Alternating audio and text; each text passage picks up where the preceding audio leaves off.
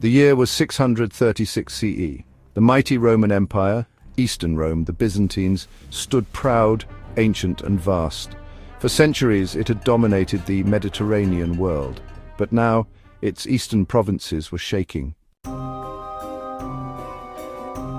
From the Arabian Peninsula, a new force had emerged, not just a military force, but a spiritual one.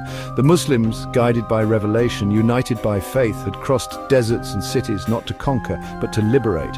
And at the head of their army stood a man feared by empires and beloved by the believers. Khalid ibn al-Walid, Sayf Allah al-Maslul, the drawn sword of Allah. Khalid ibn al-Walid was no ordinary general. Once a fierce opponent of Islam, he had fought against the Prophet at Uhud. But when he embraced Islam, the same passion, strength and intelligence that once resisted truth now defended it. In just a few short years, he had led Muslims to sweeping victories across Iraq and Syria, but now they faced their greatest challenge yet. The Roman Emperor, Heraclius, had sent one of the largest armies ever assembled in the East. Over 200,000 strong, led by seasoned generals equipped with elite cavalry and imperial pride.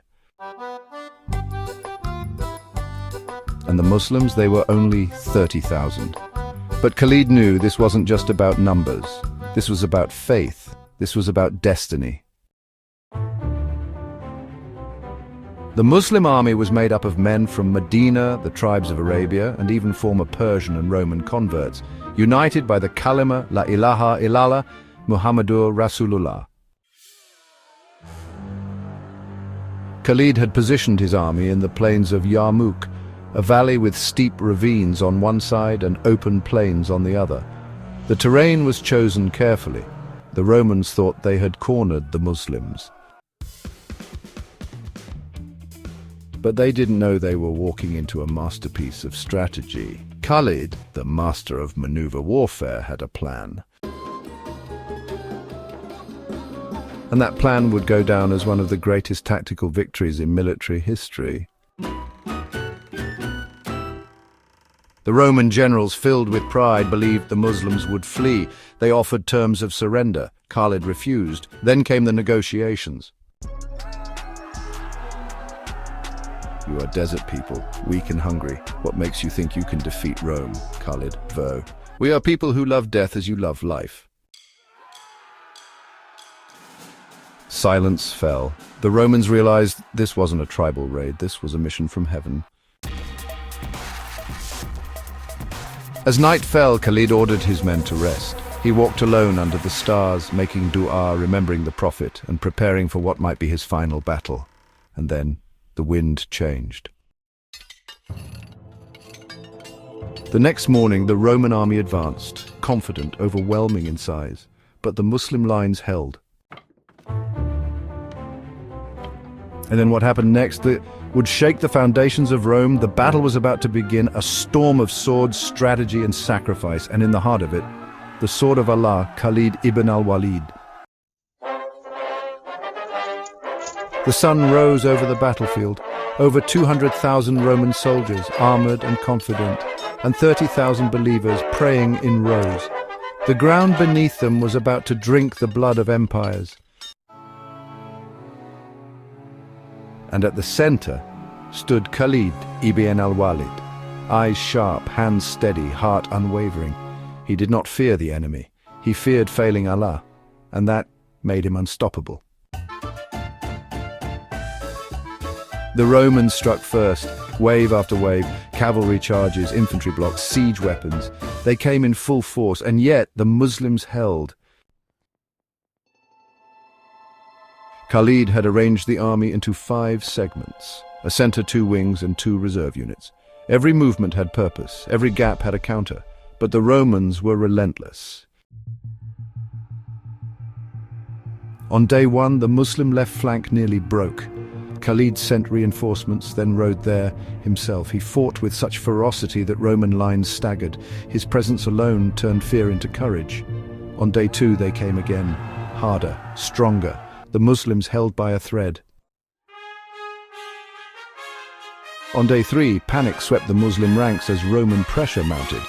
But then, The Muslim women, led by fierce souls like Hind bint Utbah and Asma bint Abi Bakr, came out with sticks and stones, shouting, "Hind bint Utbah and Asma bint Abi Bakr, Vo, will you run and leave us for the Romans? You claim to fight for Allah." Ashamed, the men returned to the line, their hearts ablaze. These weren't just soldiers, these were believers. By day 5, Khalid saw the moment approaching. He restructured the army in the middle of battle. A dangerous, unprecedented move, but this was his brilliance. He moved units silently behind ridges at night. He created false gaps to lure the Romans in. He had archers waiting, cavalry hidden, and new positions mapped with deadly precision. The Muslims launched a full offensive. From the left and right, they closed in. From the front, they pushed like a tidal wave. From behind, the hidden cavalry emerged, striking the Roman rear. The Roman army collapsed into confusion. They were surrounded, a complete encirclement. The mighty Byzantine force, trained for decades, was now boxed in, leaderless and broken. Thousands fell, others fled toward the ravine, but Khalid had sealed the escape. Many leapt to their deaths, others begged for mercy. Of the 200,000 Roman soldiers, only a fraction survived. It was one of the most complete defeats in military history, and it wasn't just a military victory, it was a miracle. Khalid ibn al-Walid did not celebrate. He did not demand riches or rank. He knelt on the blood-stained earth and thanked Allah.